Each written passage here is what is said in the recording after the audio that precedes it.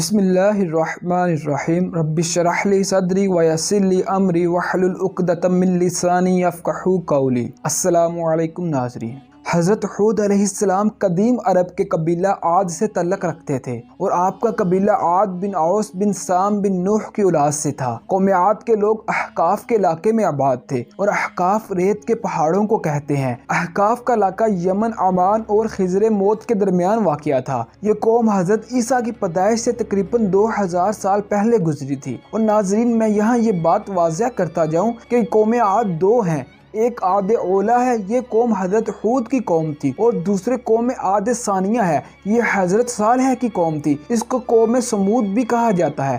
ان دونوں قوموں کے درمیان تقریباً 100 برس کا فاصلہ ہے۔ عاد اولا یعنی قوم عاد کو اللہ تعالیٰ نے حضرت نوح کی قوم کے بعد دنیا میں عروج بخشا۔ قوم عاد کے لوگ جسمانی طور پر بہت مضبوط اور قد آور تھے، جس کی وجہ سے یہ پہاڑوں کو تراش کر گھر بناتے تھے۔ اس وقت دنیا میں ان کا کوئی ثانی نہیں تھا۔ ان کی سرزمین نہایت سرسبز تھی، جس میں ہر قسم کے باغات تھے۔ قوم عاد اپنی جسمانی قوت کے غرور میں اس قدر نافرمان ہوئی کہ خدا کو چھوڑ کر انہوں نے بتوں کو پوجنا شروع کر دیا۔ یہ سدائی، سمود اور حبائی نامی 3 بڑے بتوں کی پوجا کرتے تھے۔ ان کو راہ ہدایت دکھانے کے لیے اللہ تعالیٰ نے حضرت ہود علیہ السلام کو ان کی طرف مبعوث فرمایا۔ آپ نے نبوت ملنے کے بعد اپنی قوم کو اللہ تعالیٰ کی نعمتوں کو یاد دلاتے ہوئے توحید کی تعلیم دی، جس پر قوم نوح کی طرح آپ کی قوم آپ کے مخالف ہو گئی اور آپ پر مختلف الزام عائد کرنے لگی۔ قوم عاد میں شرک کے علاوہ ایک اور کبھی گناہ بھی پایا جاتا تھا، جو ہمارے معاشرے میں بھی عام ہے کہ وہ لوگ گلی محلوں یا اپنی چھتوں پر بیٹھ جاتے اور وہاں بیٹھ کر راہ چلنے والوں کو پریشان کرتے اور ان کا مذاق اڑاتے تھے۔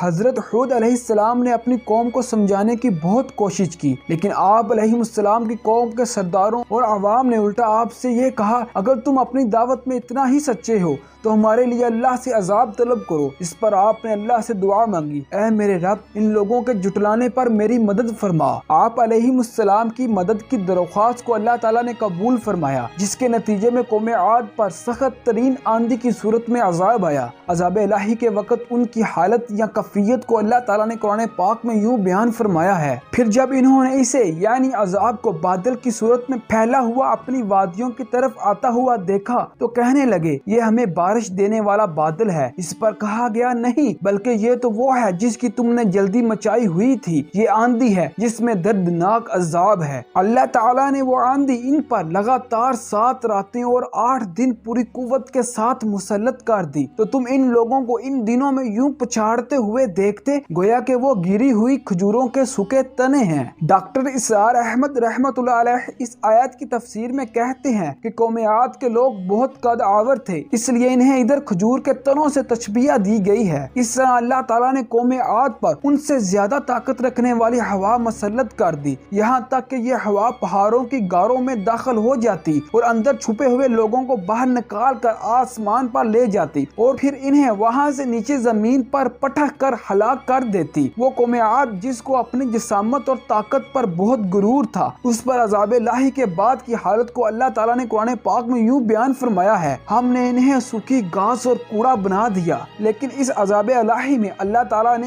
اپنی رحمت سے حضرت ہود علیہ السلام اور ان کے ساتھیوں کو بچا لیا۔